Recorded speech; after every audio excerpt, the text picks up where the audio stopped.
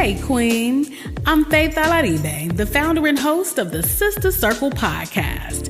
Around here, we have honest and real conversations about our health, mental health, and wellness, topics that deeply impact our lives as women of color, and all with the mission to provide the information, tools, and resources to fill up our wellness toolkits, make informed decisions, and to allow us to thrive in every area of our lives. So get ready to be enlightened, informed, and inspired. And go ahead and get comfortable, Queen. Consider this your official welcome to the Sister Circle. Hey, Queen. Before I get into the details about this week's episode, I want to share some statistics that I ran across a few months ago. They actually led me to conduct not only this interview, but also a few others. And they're all about the big F, fertility. According to the ACOG, 12% of Black women will have infertility compared with 7% of white women. Fertility rates among Latinas have fallen by 31% from 2006 to 2017, and that's compared to only 5% for white women, which is really leading to a big fertility gap. And that also means that Black and brown women, like me, may face more challenges in achieving their dreams of motherhood. So it's very important to me that I use this platform to plant seeds and provide listeners with resources and tools that you may not have known about or even considered, and that may help you and achieve your fertility goals. Okay. So I've got to be honest, this week's episode is so good. I have the pleasure of interviewing Dr. Aumatma, an award-winning naturopathic endocrinologist and holistic fertility doctor, as well as the best-selling author of Fertility Secrets, What Your Doctor Didn't Tell You About Baby Making. She's been featured on everything from ABC, CBS, and Fox to Mind, Body, Green, and The Bump. So she must know a little something about fertility. Nevertheless, she's spilling all the tea on fertility. And the conversation is relevant whether pregnancy is the furthest thing from your mind, it's top of mind, or something that you'd like to consider in the future. The information shared in this episode is so abundant. Now, let me give a few quick notes before we get into the episode. There are a few times that she does get a little woo-woo, but it's interesting stuff. There's also a statistic around IVF success rates that's mentioned, and I just want to note that one's likelihood of success with IVF is very individual. So even when we hear different statistics, a woman's likelihood of success is based on several medical factors. So when we hear dismal numbers, don't be discouraged to do what you need to in order to get your baby, if that's what you want to do. And lastly, I want you to be sure to listen to this episode until the end, because the gems that are dropped from the beginning, middle, and all the way until the end. And after you listen, I want you to do me a favor and think about 3 women in your life who might benefit from the information that's shared here. And then I want you to actually share it with them. So let's go ahead and get into the episode. So, Sister Circle podcast community, I am so grateful and excited to have today's guest with us, Dr. Aumatma. Dr. Aumatma is a double board certified naturopathic doctor and endocrinologist in practice for 15 years. She specializes in fertility and is the best-selling author of Fertility Secrets, What Your Doctor Didn't Tell You About Baby Making. Dr. Aumatma has been featured on ABC, Fox, CBS, KTLA, Mind, Body, Green, and The Bump as a holistic fertility expert. So, Dr. Aumatma, welcome to the Sister Circle, Queen. Thank you for having me. Oh my gosh, it's such an honor to have you here. So let's get right into it. I always start my interviews with an intention. So what is your intention for the women who will encounter your episode on the podcast? My intention is for women everywhere to know that they have reproductive choice, that they can choose to have a child or not have a child as they wish, and that fertility is an outpouring of our vitality. So if fertility is not happening, it usually means that something is happening under the surface that needs to be addressed before you can have a child easily. Thank you for that. So who is Dr. Aumatma? Where are you from and what is your mission? Well, I was born in India. I grew up in New Jersey. I've lived for many years in California, and I'm a fresh transplant to Houston, Texas.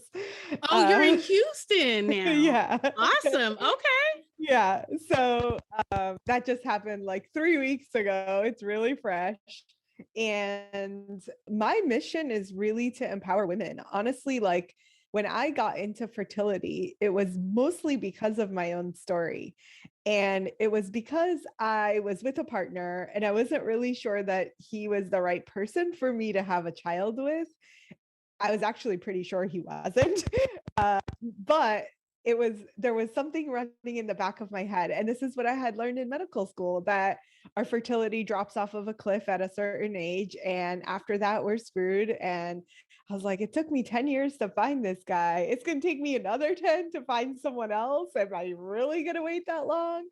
So it really was that triggered me to start researching around what is the latest on fertility.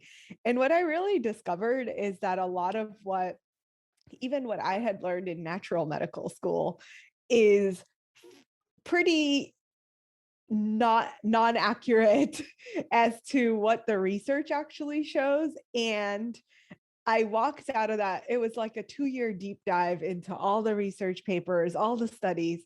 And I was like, you know what? Our bodies are incredible. We have so much more than what doctors tell us. And it's time that someone take a stand for women rather than for the medical profession, or for kind of like the status quo is what I was calling it at the time. So that's kind of how I got into it. And it's really been my mission for the last 10 years to have women feel empowered in their bodies. That doesn't mean that you're going to, at 50, like go and have a baby naturally, but it's not up to doctors to tell us what women can and can't do.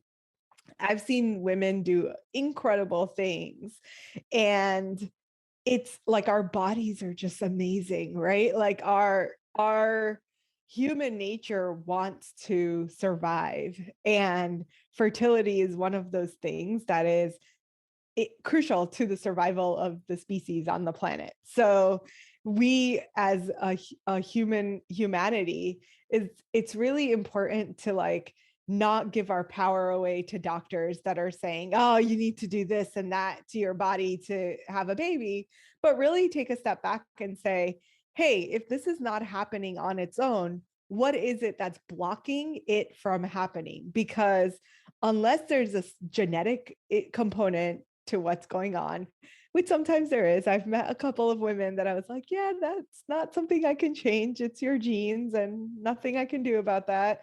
But in general, most of what I've come across in my career has been, there's so much that's left undiscovered about our bodies, not only the female, also the man. It's just left to, oh, that's fine. We can ignore all of that. We need to focus on how to get you pregnant. And our approach is the exact opposite. It's like all of what's happening in your life, including the fact that you have a shitty job that you don't like, or you have a type A personality, not you in particular, in general. All of the things that we have experienced in our lives, I've traced some of it back to, this is going to sound a little woo-woo, but yeah, I like a little woo-woo. I remember a patient who was so deathly afraid of going through childbirth, right? And I do this like mind body technique. So when we got to that portion of her program, I was like, let's figure out what this fear is about. Let's release this fear. And it traced back to a previous life that she had actually died in childbirth. And when we did that portion of the release, her body was like shaking. She was lit. I was like, whoa, what is going on? And then she released it. And I kid you not, 3 weeks later, she was pregnant. Get out of here. And she had a baby. She went through a natural childbirth. She was like, it was easy. I was good. That is fascinating. Yeah. Fascinating. So for the folks who are like completely unfamiliar with the term naturopathic endocrinology, what is it? And what is as a practitioner, what do you do? What do we not do? No.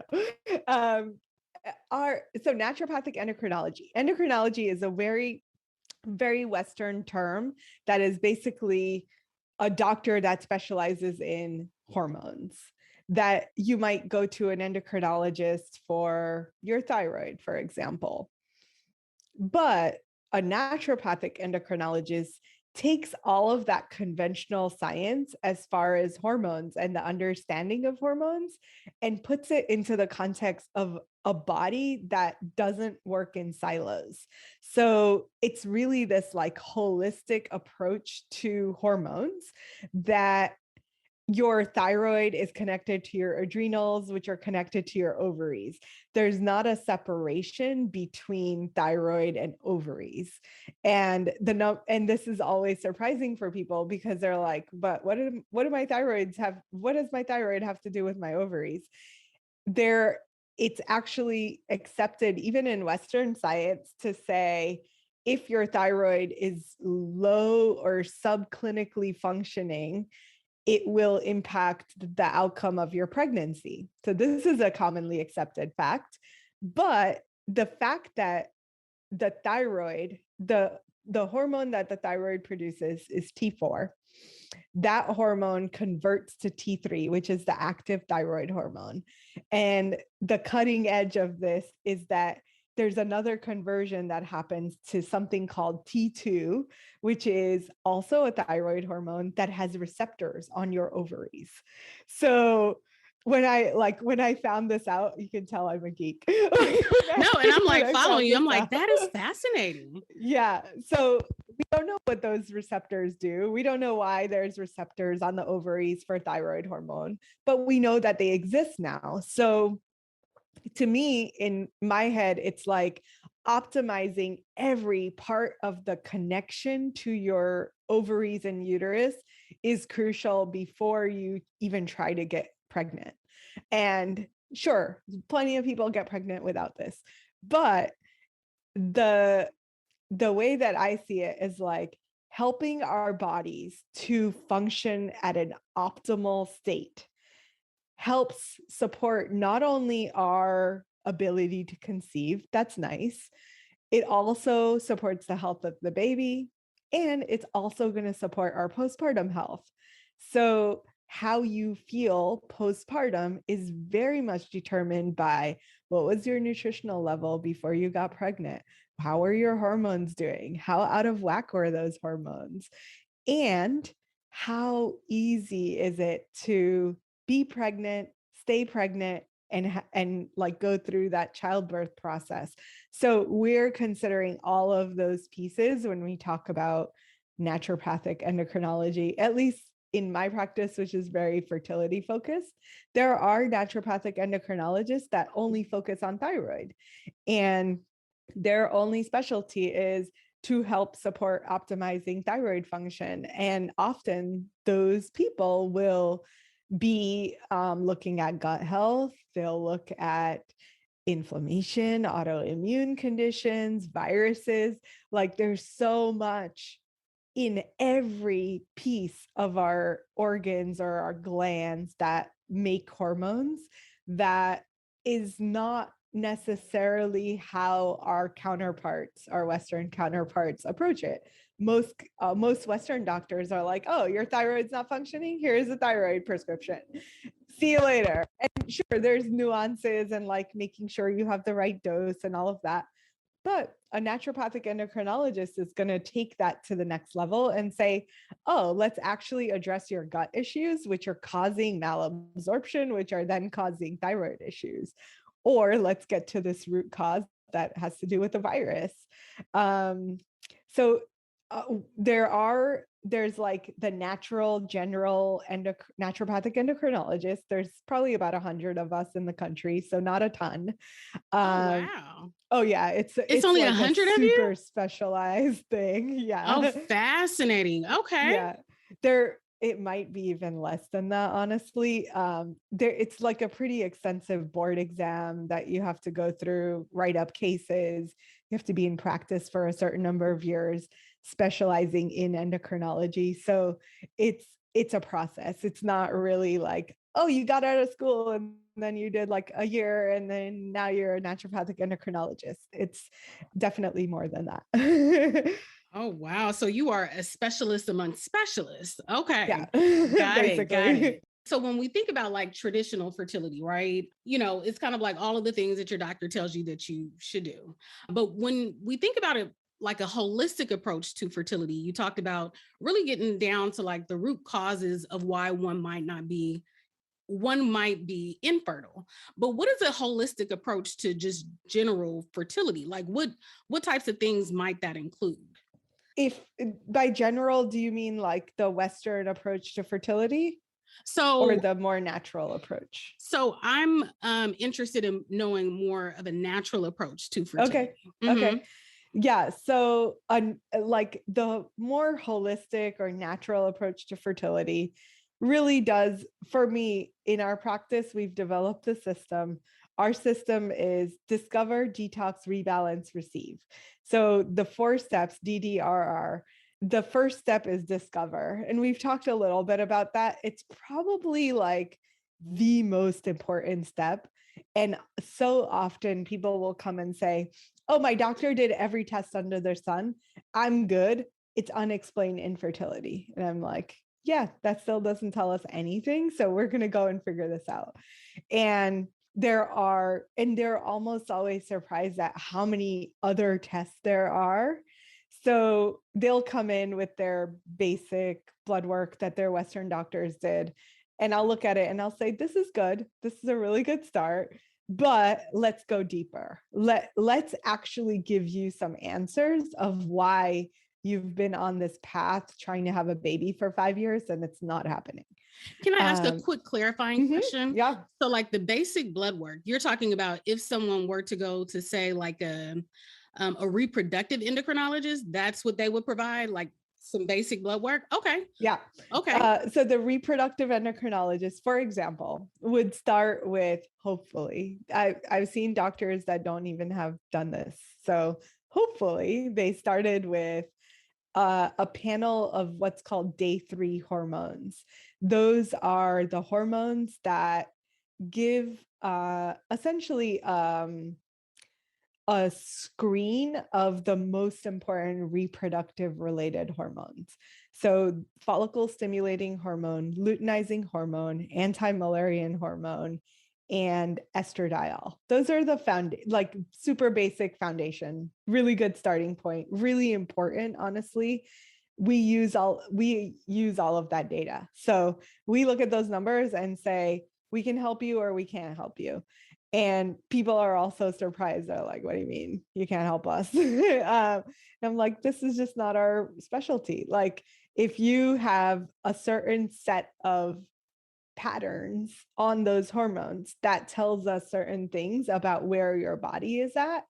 And we're not about overpowering your body, right? For example, I just talked to, or just like saw an application from a 48-year-old who has the pattern or the hormone picture of someone who's in menopause, or like she's perimenopausal. She's heading towards menopause. And I was like, we can try to help her, but the likelihood that she's going to be successful is really low. So are we going to say, hey, come work with us, come spend all of your time and money and not get the result you want? Probably not. Like, that's not what we're about. So our approach is like, let's actually look at those hormones and see, is this someone we can help, or is this someone that's going to be better off going to get an egg donor or something like that? And for her, that's what I would suggest. So we have those really honest conversations for free with everyone who's interested in working with us, right? So we've already like pre-selected or pre-screened the people that we know we can help. And that's with the day 3 hormone That's test. the day 3. Yeah. So that's Okay. the basic test. Then the second tier is the discovery phase. And that's really where we're like, okay, you're someone we can help. Let's figure out how we're going to help you. And I can give you an example of that. I met with a new client who is 42.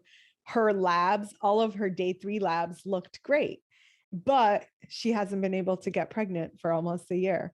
And she's like, I'm not sure we're going to do IVF. I'm not really like passionate about it that much. I don't know that I want to do that, but I want to make sure that I do everything we can.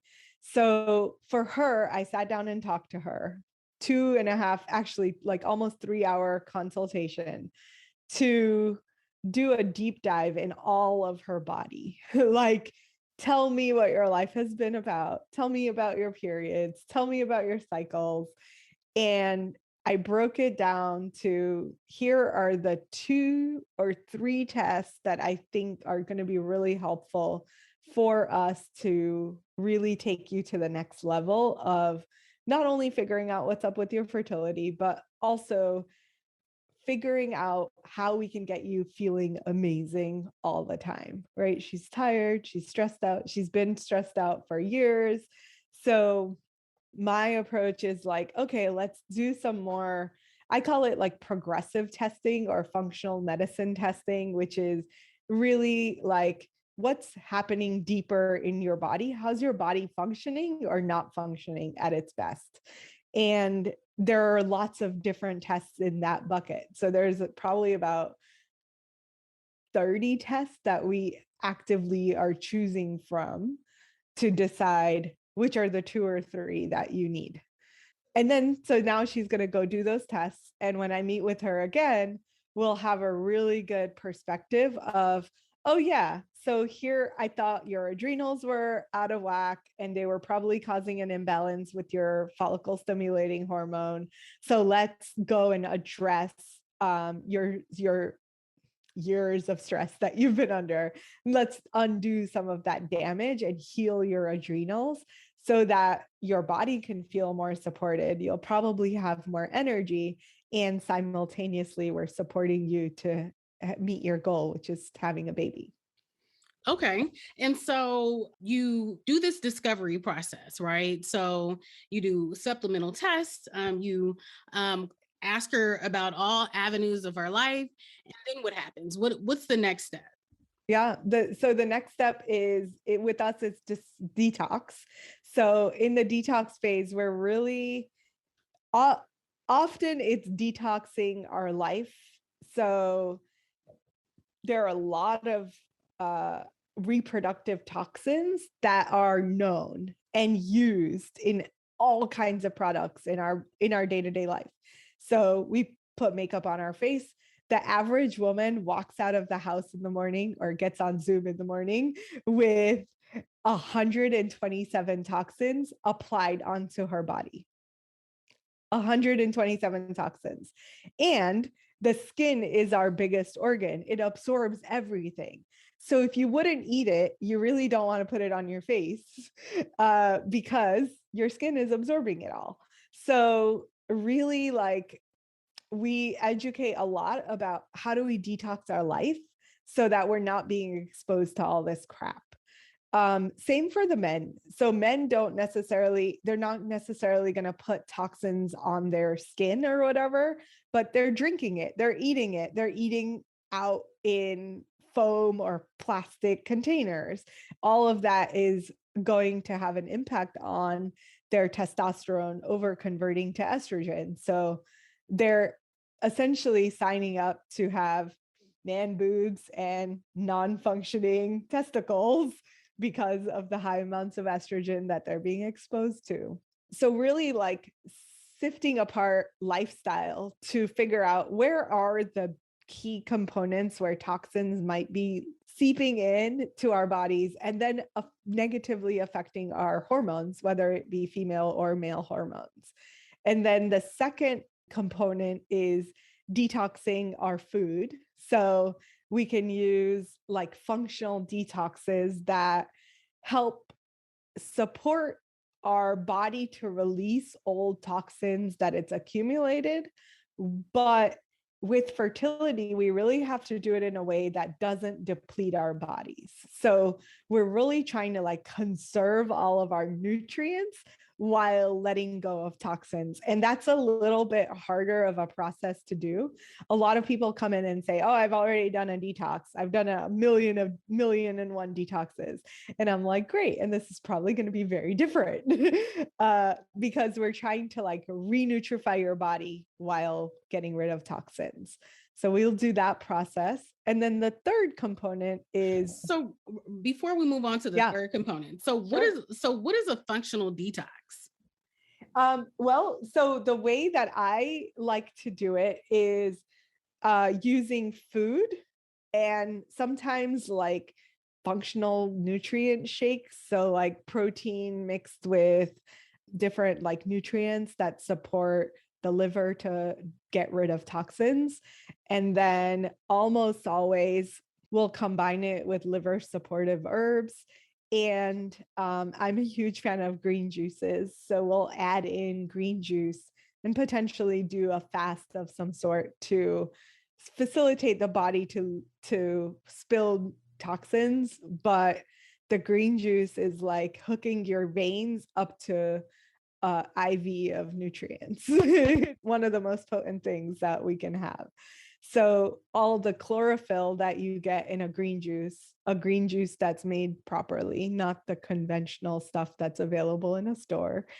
But if it's made in the right way, it will actually give your body minerals and nutrients that we so desperately need. Most of us do. Okay, so we now understand what a functional detox is. Okay, so now we're on to step 3. Part three of the detox phase, which is hormone detox. And this is where we get into, if you've been through an IVF cycle or 2 or 3 or 5, like some of our patients, you've been exposed to high levels of hormones. So what are we doing to clear out the effects of those hormones and how those hormones impacted your body? So we have to get rid of that. And if you have been on birth control, which so many women have, the hormonal contraception will basically, you've been under the influence of hormones for some women for 15, 20 years. And often that is going to have a slightly negative effect, unfortunately, on fertility. So unfortunately, the research on that is, or hormonal contraception does not affect negatively fertility. It only affects, and this is what the research says, it only thins the uterine lining, which means that it makes it harder for the embryo to implant. What I've seen in clinical practice is not always that. Like, yes, I see the thin uterine lining, but I also see that there are a lot of women whose bodies don't produce hormones very well. And the reason for that is they've been on birth control. So their body was like, well, I don't need to worry about making hormones because someone's giving me hormones. So it just stops producing the hormones that it should normally produce, or it's producing the hormones out of rhythm. Those are common things that I see that isn't necessarily supported in research yet.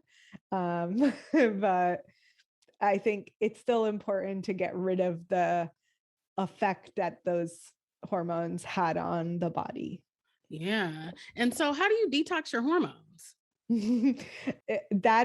There's a protocol that I use that is essentially like homeopathic remedies individualized to what kind of effect your body had to the hormones. So for some women, it's like they get a ton of yeast infections. That's the effect. Some women, they have a thin uterine lining. They've had a bunch of miscarriages. So depending on which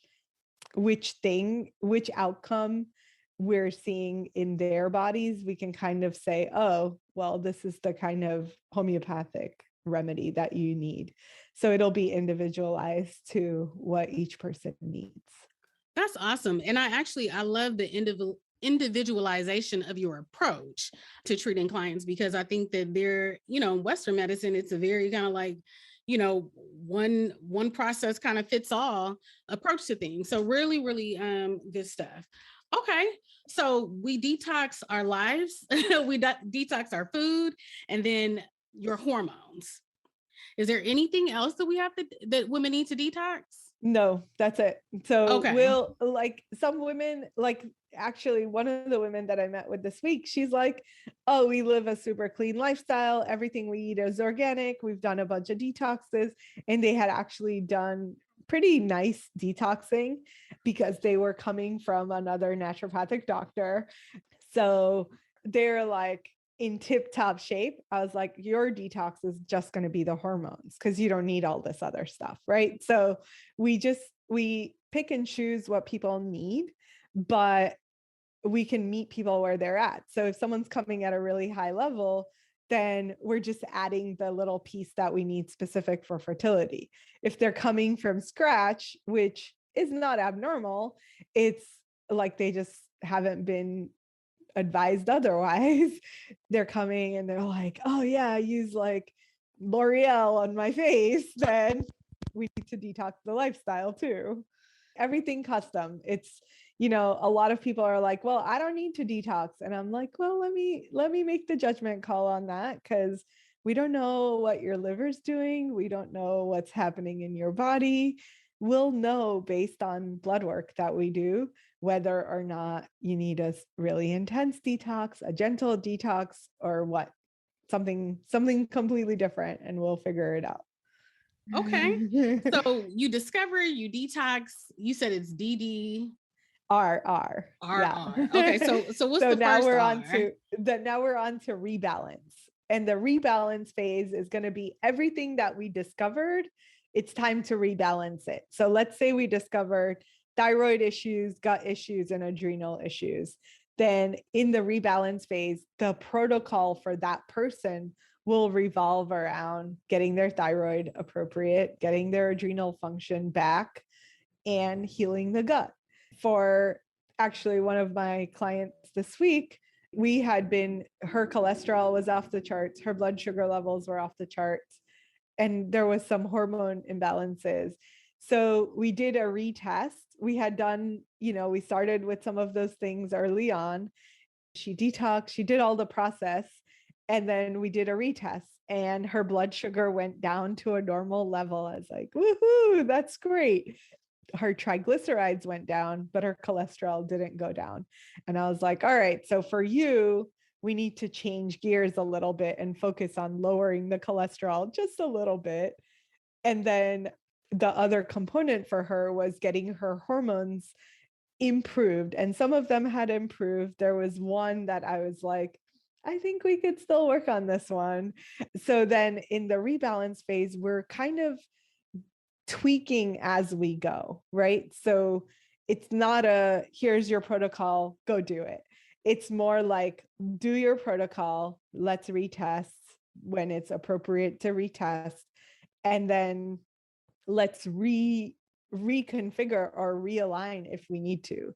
So that will happen relatively often, where we've started with something, some things work really well and the body gets into balance, and some things are still needing improvement. In which case we're like, okay, here's the few little tweaks over here that we can make. And then at that point, our goal is always the fastest path to fertility. So we do those tweaks frequently because we don't want to wait 6 months. And then now they're like 6 months older and have all the issues that come with waiting 6 months. So the fastest that we can take people through the process, we will. So when we're looking at things, we say, here's what's out of whack, let's address it, and then retest. Some things are still out of whack, let's readjust and tweak and get that right. And as quickly as we can get through the process, we want to get through the process. So usually for us, we like to aim for 5 months, which is really, really fast. That is fast. I thought that you were going to say the process would take 9 to 12 months. Yeah, no. I discovered really early on that most people that are trying to get pregnant, they either don't have 12 months to wait, meaning they're a little bit older. They're like 12 months. Are you crazy? Like, I want to go have this baby right now. So there's that aspect. And then there are the people that maybe have 12 months, but don't want to, right? Like, they're just like, I'm anxious to have a child. Like, I don't want to wait. So fertility is this really weird thing where you don't think about having a baby. Most of the time you're like, please don't get me pregnant. And then as soon as you're ready to have a baby, you're like, wait, why did it happen all? Exactly. It's like, what is happening? I've been trying for 2 whole months and nothing, right? Yeah. Yeah. So fertility has that unique urgency that like not a lot of other health issues have. But I think we get pretty amazing results in 5 months. I've had people get pregnant in 3 months, not by choice, not by my choice, but they like, we, sometimes we're like, okay, let's, like, you're in a super rush, let's have you start trying at the 3-month mark. And they're like, boom, pregnant. So I say this a lot, but natural doesn't mean it takes forever. It's natural takes forever if you're not with the right person who's going to help you and know how to test and tweak and test and tweak. Then yeah, sure, it can take forever. There were times when I would see people that were working with acupuncturists for like 3 years. I'm like, how do these acupuncturists manage to keep you for 3 years? And that's a long time. 3 months. Yeah. So it's pretty incredible, but I feel like it's amazing because I've seen this over the years. Like, our bodies are amazing. Like, you give it the right little ingredients, whether it's nutrients or herbs, and the body goes, oh, wow, thank you. Like, you listened. It's fascinating. I actually, so I took a holistic approach to my fertility as well. And so it was fascinating to just see how things worked in my favor, particularly when I was told that the likelihood of my being able to get pregnant would be very slim to none. And if I were to get pregnant, it would likely be via IVF. So I totally believe in a holistic approach to it. That's why I was so excited to have you here with us today. Yeah. So you gave us the first 3 like protocols, right? Yes, so you discovered the detox, you rebalance, and what's the final step? The final step is receive, and that's the mind-body component of the program. So that's where, and we've kind of built it in. It used to be the 4th step, but what I realized is we sometimes need to focus on that all the time. So it's now in our program as it's always happening. Receive is always happening. We're always looking at, how do we get you out of being type A? How do we get you like more into your feminine energy rather than the masculine? How do we approach your stress from the aspect of helping you become more resilient in your body and like adaptive to the stress that you have? Because on some level, we can't control that we're stressed. We're just always stressed. Most people are, right? So how do we get our bodies to be better adapted to the stressors that we have so that it's not impacting our fertility? And like, that component I have seen sometimes is the harder, more challenging component. If people are working with us, we have a weekly mind body group. It's a pop in, get the support that you need.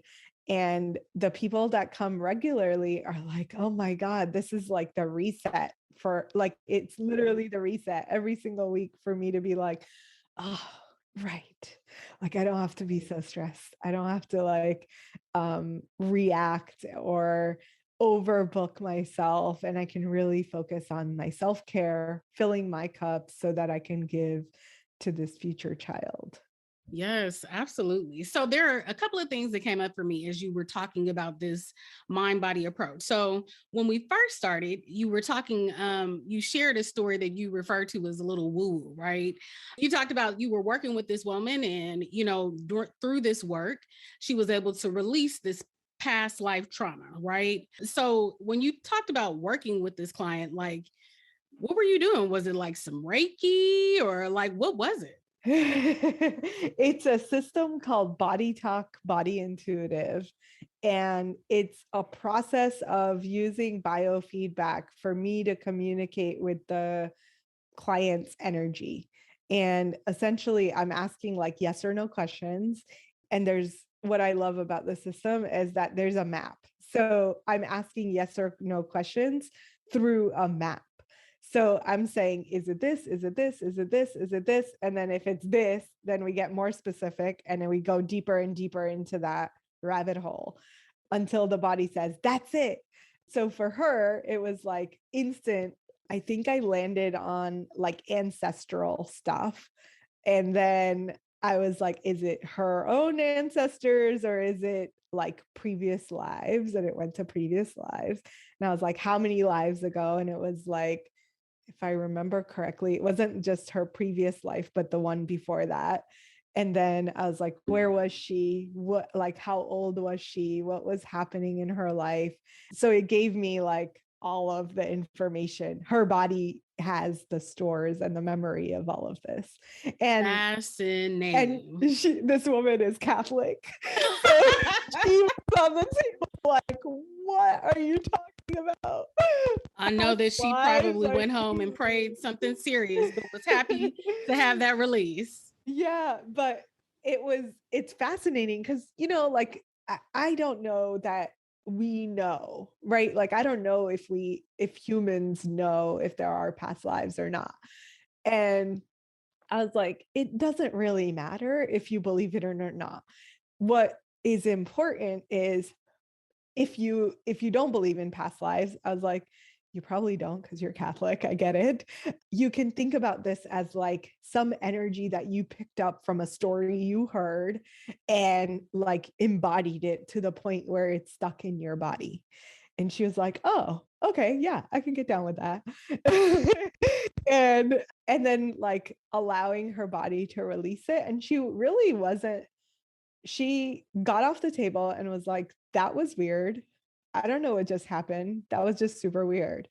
And then she went home and I talked to her the whole 3 weeks afterwards. I was like, how are you feeling? Is anything going on? She's like, no, I feel normal. Like nothing's changed. And then she got pregnant. And I supported her through most of that pregnancy. And she was like, should I be scared? Should I be afraid? Like the whole time she's like, am I going to die? And I was like, I don't think you're going to die. You're in a very different time. But do you feel like you're going to die? And she's like, no, I used to have this fear that was really real and I don't feel it right now. And I was like, great. So we've done our work. Go have this child. You're going to be fine. And it's just really incredible how much that mind body plays such a big component in fertility, in our ability to conceive, and also our ability to like have a healthy baby. I can tell you another quick story. This one's cool too. This is not the woman, it was her partner, the man. He was 49 when I was working with them. And he was first, when he came in, he's like, no, I'm super healthy. Everything's fine. And all of his blood work checked out. His semen was fine. Like every test that we did for him was fine. And then I'm talking to the woman like 2 months into the program. And she's like, oh, he's in a lot of pain. He's just always been in a lot of pain. And I'm like, what do you mean pain? And she's like, oh, he really can't sit. He goes from like standing straight to laying down. And so his commute is on a bus and he stands on the bus. He can't sit down. And I was like, that sounds pretty severe. Maybe he should talk to me about that. And so when I talked to him, I was like, why didn't you tell me? Like, this wasn't anywhere on your paperwork, nothing. And he was like, oh, because I didn't think you could do anything about it. And I was like, well, let's see. So I get him to lay down and I start doing the yes or no process. And what I traced it to was his fear of A, being an older dad, and B, the fear he had this like weird fear that the world was going to end and he was bringing a child into a world that was really about to end. Wow. So, and both of those fears were held in his low back. And I was like, okay, that's definitely what's happening here.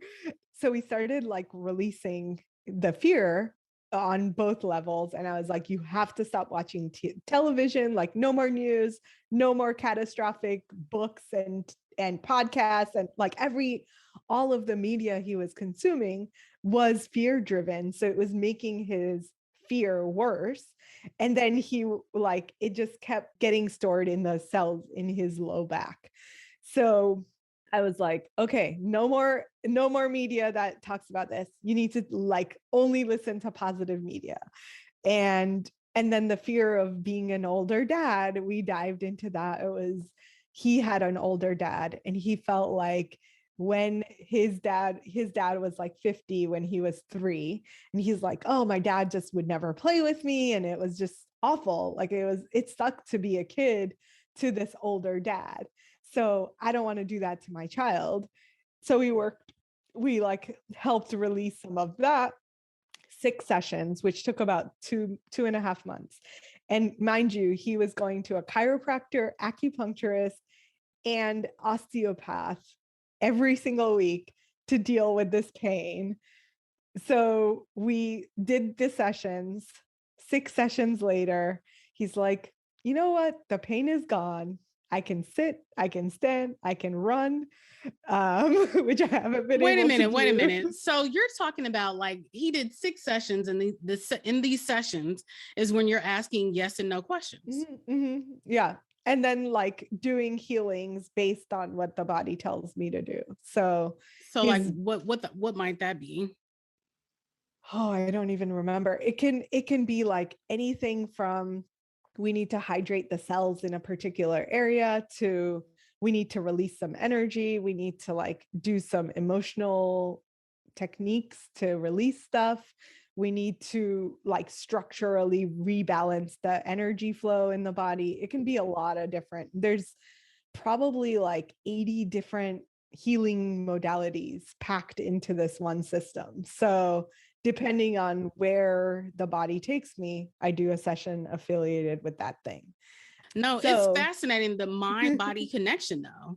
Like, yeah. I think that I'm so happy that you're highlighting the importance of it, because I mean, just in thinking about the way that we think about ourselves, the way that we speak to ourselves, right? That then translates as to how we treat ourselves. Yeah. So yeah, it's so super important. It's incredible. So 6 sessions later, not 6 weeks, 6 sessions later, he's like, pain is gone. I can lay, I can walk, run, I can do all the things that I thought drive, I would never whatever. do again. Yeah. Yeah. And then literally 2 weeks later, his wife drops by my office and she's like, I have something to tell you. And I was like, what? Are you pregnant? And she's like, we're pregnant. Oh my gosh. After 3 years of trying, having IVF cycle failure, like just they had done everything. And to get pregnant so quickly, I was like, there's no science to tell me that the reason that they weren't getting pregnant was this guy's fear stuff, but I can't tell you that it didn't. You know what I mean? Like from the experience of, hey, we healed some part of this mind, body, spirit person, and then right after that they got pregnant. To me, that's a pretty like, yeah, it's probably that thing. Fascinating stuff that I like. I have a million stories. Thank you for sharing. These are great stories. So talk to me a little bit about this. And I know we are winding down on time, so I want to make sure that I get certain questions in. So When you think about women who are in, say, their 30s and 40s, I'll say women over 35, what types of challenges might be unique to them? Particularly, I guess I have for women who are over 35, right? But then I also have a question about women who may have had something like fibroids or endometriosis or PCOS, as those are common ailments of women of color, right? So I'm curious to know what your approach would be for both a woman who might be over 35 and the unique challenges for them, as well as the women who may have had both PCOS, fibroids, all the stuff. endometriosis. Yeah. Yeah. Let me talk about the women of color first, because I think that there are a few things related to women of color. One is that women of color don't really get the same level of care or the same level of diagnostic fortuitiveness to actually figure out why they're not getting pregnant. If they're not getting pregnant, a lot of the times it's like, oh, it'll be fine. You'll be okay. And you're out the door and there's no conversation about, could you have endometriosis?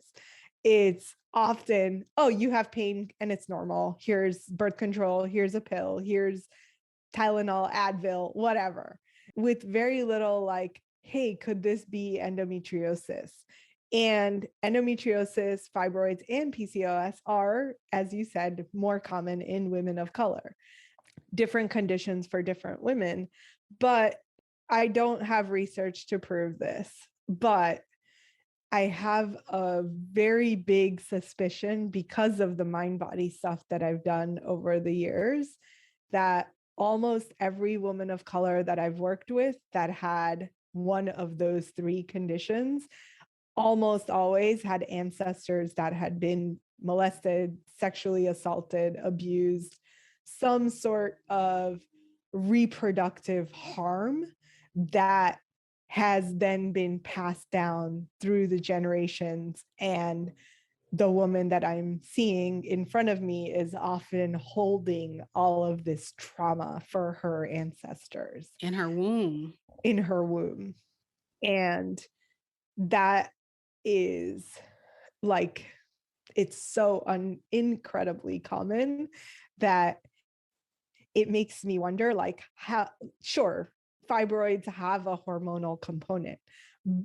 Endometriosis has hormonal issues, but how much of it is coming from the ancestors that hasn't been healed? And the fact that we could have the opportunity to heal this in our bodies, which, like Native Americans say, healing is going to impact your previous 3 generations and the next 3 generations. So really, this like reproductive healing has that the scope of 7 generations being healed in the process. And that is the, and I'm getting chills as I talk about it. No, me too. I'm like, oh my gosh. Yes. Keep talking I feel like that's our real work, is especially us women of color need to do that work. And it sucks that we need to do that work. Like, I'll be really honest, like, it sucks that it's on our shoulders, but we can view it as our ancestors didn't have access to this, right? They didn't have the opportunity to heal this shit. We do now, and we can heal it for our children, grandchildren, and great grandchildren. Why not? I think that that's a big component. And then there's the component of just like being exposed to more toxins. More in that toxin bucket is all the reproductive toxins that are so common and so likely to impact our hormonal system, which then impacts fertility.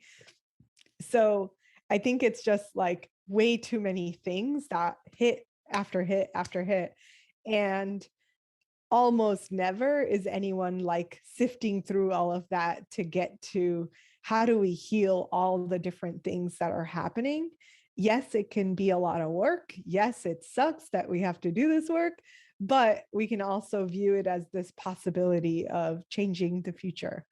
And the fact that we women of color that have the power within our bodies to potentially change the course of future generations is awesome to me. So awesome. It's a real opportunity too, right? So yes, let's do the healing. Let's do the healing. Yes. Yeah. So that, and then the other question was around women over 35. So I think I said this a little bit in the beginning, but I don't buy into this whole fertility drops off of a cliff at 35. I haven't seen that to be true.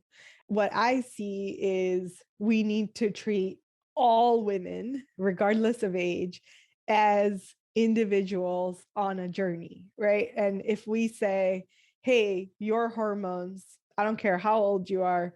We have a 46-year-old that got pregnant naturally after going through multiple rounds of IVF.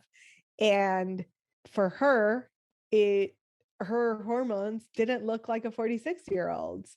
So do we need to worry about, oh, you're over 45 or over 35, and that means something about you?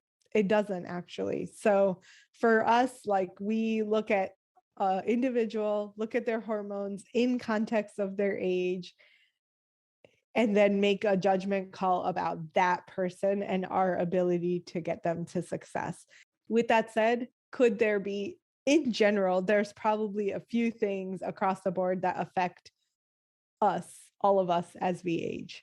So we have toxins that we're going to accumulate in our bodies, and the longer that we're in our body, the more toxins we're accumulating. Common sense. So that the toxin burden is real. The stress burden is real. The longer we're in our bodies, the more freaking stressed we are. And the more, like, if you're 25 and you've been stressed for 10 years, that's slightly better than being 35 and being stressed for 20 years, or 45 and being stressed for 30 years. Like, that impact is cumulative. It's not, oh, I'm not stressed anymore. I've never heard anyone go back on stress. Most of the time we're stressed and we're fucking stressed. Right.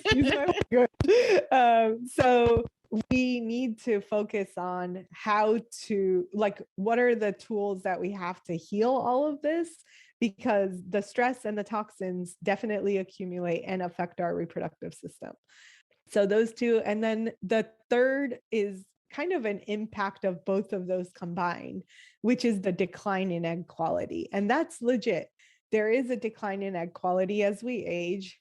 And if we eat really well, sleep really well, don't get exposed to toxins, essentially live in a bubble in the middle of the Amazon forest, then we probably wouldn't have any of those issues, and we probably wouldn't have egg quality issues. But given the world that we live in, where we are, what we do in general, we're probably going to be exposed to all of those things. And it's going to affect our egg quality and likely affect the quality of our partner's sperm the same way as it's affecting our eggs. So as we grow older or age, those are pretty likely to happen unless we're doing something dramatic to make it not happen. Tell me if I'm incorrect. So one of the things that, as I was doing my research in preparation for today, are you a practitioner of Mercier therapy? I have trained in Mercier therapy. Yes. You have trained in Mercier therapy. And so is that a modality that you use for women with maybe who have had like a fibroid removal surgery, or maybe for women with endometriosis? How have you seen that, if at all, beneficial for fertility? It's amazing. I feel like the hands-on can be really, really incredible to make sure that there's good blood flow and circulation to the physical uterus and ovaries. I think that's really super important. And I think Mercier therapy is awesome. We also do something that we call low-level laser therapy, and both of those go into our rebalance phase. The low-level laser therapy is basically using a cold laser on the uterus and ovaries to facilitate blood flow, circulation, decrease inflammation. So yes, basically, like, we've developed the protocols that we use, which tend towards making sure that there's good blood flow circulation and not the wrong kind of inflammation. There is inflammation that needs to be in the uterus, but not the wrong kind. And then the laser also affects egg quality. So the laser therapy is fascinating. They've done a lot of this research in Japan and Europe. And what they studied was basically women that had been struggling with infertility for 9+ years, which means they had tried everything possible. 9 years of infertility. 22% of those women got pregnant without doing anything else. They just did laser, they got pregnant within 6 months to a year of doing the laser treatments. So there is sure, 22% doesn't sound like a lot, but 22% is the average rate of IVF success. Wait a minute. So IVF success rates is only like 22%? Yeah. So, and it depends on age. Let me take a step back. It does depend on age. So at 30 to 35, your IVF success rate is closer to like 35%. And then the older you get, the lower that number gets. By the time you're 42, it's down to 3%. Really? Yeah. So basically we're telling women, hey, you're older, spend $20,000 to have a 3% chance of having a baby. I'm like floored. I had no idea. But you know what? I will say this. What is fascinating is that I have a friend of mine who was 47 years old. She did one round of IVF and was pregnant that first time. And I think her daughter is now like 9 years old, but like she's one of that 3%. Fascinating. It's incredible. I think like it's partly the numbers that made me go WTF. Yes. In my head, that those words sound like curse words. What the but like yes, like what is happening? Like, are we really saying for women to spend $20,000 cycle after cycle after cycle? An average success of an IVF clinic is based on 6 consecutive cycles. So they're not saying a 3% success from one cycle. They're saying 3% if you do 6 cycles with us. So that's $120,000. It just blows my mind. Like when I saw all of the numbers behind this, I'm like, wow. And to really like ask the clinic that you're working with, what are your success rates? And I've seen clinics like numbers are very skewable. So you can change those to manipulate. Like I've seen some, like one of the clinics that we work with boasts like a 92% success. And I'm like, really? Yeah, that's not possible. I think the CDC should have like every clinic in the country, every year they're required to report. So those are actual like CDC guideline numbers. So it's good to know. And I think that for everyone that we have worked with, and we've worked with a fair number of women, the women above like 42, 43, we often won't wait to try naturally. We might just say, hey, we've done everything. Your hormones are great. We've addressed all the underlying stuff. Go to the IVF clinic. And the IVF people often get upset, like, why did you wait so long? And our response is usually just tell them to like do the cycle, and they'll get pregnant on the first try because their body's at an optimal state. We've done everything in our power. It's like the IVF just clicks it all into place, right? So that like the integrative approach when it comes to especially older women, it's like it could be an amazing blessing to not have to wait a year before you get pregnant, but you're like, hey, we did the natural stuff, we got as good as we can get, everything's optimized. All my nutrients are good. Time for me to go get pregnant. And we had a 45-year-old that we did that with recently, and she's 11 weeks pregnant. It's nice to have the IVF as an option. It's important to realize that it may not be the right first step, right? It's often sold to us as, oh, you did Clomid, you did IUI, it's time for you to do IVF. And even that is a little bit like, if someone talks to me about it and I look at their numbers and stuff, I'm like, IUI isn't going to do shit for you. So just save your money and go straight to IVF. Like, do what is likely to work, not go through a certain step of processes just because the doctor said to do that. There are people that I've talked to that are like, I wouldn't do IVF, go straight to an egg donor. They're like, what? You're the natural doctor. You're telling me to get an egg donor? And I'm like, listen, I see your body. I see your physiology. I see the numbers. Go get an egg donor. And like, for me, it's not about what path we take to get pregnant. It's really like, we want to make sure that you get pregnant and you have a healthy baby. And whatever and you have options. Whatever we can do to support that is a great thing. Absolutely. What I would like for you to share are two things. So anything that you would suggest, whether it is supplements or things to consider, but as women, whether they're in their late 20s, if they're in their 30s, or even those that may be in their 40s, are there any things or tools that you would suggest that they utilize to help kind of preserve their fertility? Yeah. So there are probably like some foundational things that I think everyone can do no matter where they are, what their hormones look like. Make sure you are getting really good sleep every freaking night, as often as possible, right? So when I was in my 20s, if you saw what I was doing, you'd be like, you had a child? I would say that to myself, because I was either out partying till 4 a.m. or I was studying all night. And I like go hard on both sides. Oh, yeah. The turnip was real in the 20s for sure.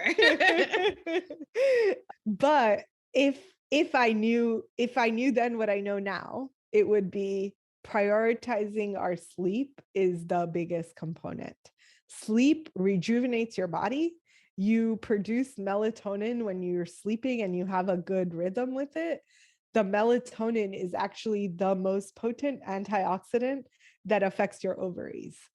So yeah. So the number of times people are like, I'm stressed out and I don't sleep well. And I'm like, yep, we got to start with that. So that is really, really important. The second would be really good quality food, as few processed things as possible.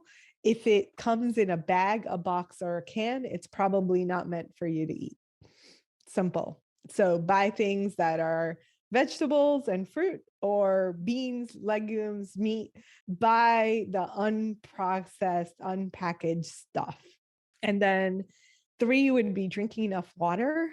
This is like, dehydration is not great for hormone function or ovarian function. So you're going to have better results if you drink enough water. And then, as much as possible, like staying away from toxins. I had someone reach out recently who was like, I only smoke 4 cigarettes a day. And I'm like, yeah, and we're not working with you if you smoke. Like, fertility is just a no, like, it's just not going to happen. And she's like, well, I already had 1 baby. And I was like, that's great. Good for you. I'm glad that happened. And we are not the right clinic to support you if you were smoking. Like, we just can't. The number of toxins that go into your body when you smoke is just not, it's like really hard to adapt for. So smoking is off the table. A lot of people ask about pot. I don't have a personal opinion about it. I think that the research is very mixed. So maybe if you're going to do it, like, be very moderate about it and not go overboard. And then for men, it's probably impacting the sperm more than the eggs. So the men might want to be a little bit more careful with the marijuana. And then alcohol is probably worse for women. So the wine and tequila and whatever is probably not great to consume. So if you could do those 4 things as far as lifestyle, and then put in some stress management, self-care components, will go a long ways to supporting the cycle. But we are doing what's called the Menstrual Love Challenge, which is basically like this idea, if we could eradicate PMS, wouldn't that be cool? Like PMS, what the hell is that? Most parts of the world are like, PMS? We don't have pain with our menstrual cycles. What are you talking about? And the reason is that they haven't normalized this thing called PMS. So in the US, we have this idea that we should be in pain and we should be like emotionally wrecked when we're about to start menstrual cycles. But me and my co-host of this challenge, it's a free challenge, believe that if we took care of ourselves leading up to the menstrual cycle, so the 2 weeks of our luteal phase, if it was more time for self-care, slowing down, being with our bodies, supporting our bodies to better adapt to stress, then we would probably not have PMS, the conventional type. If you have endometriosis and have PMS, that's completely different. But even that can improve with self-care. So it's really like 2 weeks of making sure that we're doing everything that we can to support our hormones. And when we do that, we'll have better menstrual cycles, which then support the future fertility if you're not ready to have a baby yet. My last and final question. So for folks who are like, you know what? Listen, I need to know more about my body. I want to know more about a more holistic approach as it relates to their fertility. Are there any tools, resources, support communities that you might suggest for women who wish to know more? Yeah, absolutely. So resources, if you go to my Instagram, it's holistic_fertility_expert, holistic fertility expert on Instagram. We have at least 2, maybe 3 freebies that are just available to the whole community. One is the Divas Detox Guide. We talked a lot about detox today and what it means and how to do it. So that's I'm really passionate about us getting rid of toxins in our bodies and in our environments. So we give that away. It's an ebook that I think is really amazing. You guys tell me and let me know. And then there is a lab test cheat sheet, which is basically taking the conventional labs that we talked about, the day 3 hormones, and actually like teaching you how to interpret what those numbers are. Because most of the time the doctor will see it and say, oh yeah, everything looks fine, you need IVF. But if you actually know how to interpret it for yourself, then you might come with a different outcome. So that, and then the Menstrual Love Challenge should be linked on there as well. So I do a lot of like community oriented things that are just like free, come do it, hang out, because the end goal is a whole revolution of women that are empowered in our bodies and feel good about being in a female body. I have one last question about the resources. Are there any like go-to books around, our reproductive Yes. system that you would suggest? One book that really impacted my life and changed all of this for me was Women's Bodies, Women's Wisdom by Christian Northrup, Dr. Christian Northrup. She has one chapter on reproductive health and fertility that I think is amazing. And I think every woman should read that. It's a really fat book, but read the fertility chapter. For sure. So you mentioned it before, but for those who are interested in connecting with you, your offerings and your services, how can they do so? And then I'll also ask the question, are you only able to support folks now in Houston, Texas, or can you support people anywhere? Worldwide, baby. You can connect with me on Instagram, holistic_fertility_expert. And we do support people everywhere. I can't be your doctor if you're not, and I'm licensed in California. So I can be your doctor if you're in California, but if you're outside of California, I can't be your doctor.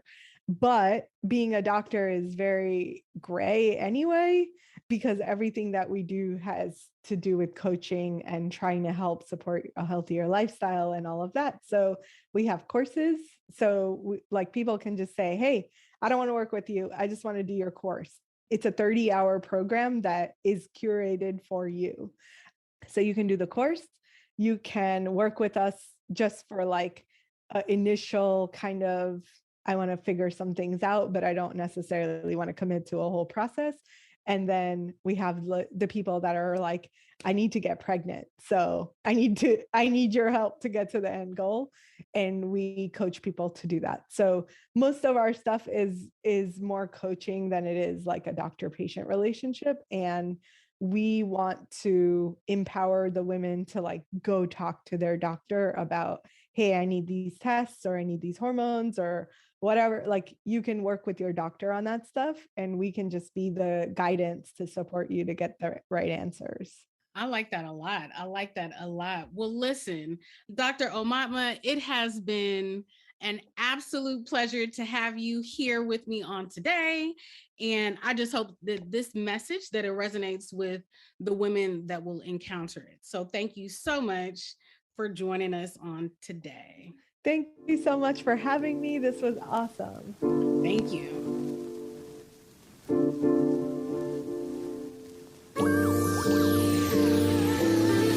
So I hope you enjoyed this episode. And if you did, be sure to follow or subscribe to the show to make sure that you never miss a new episode.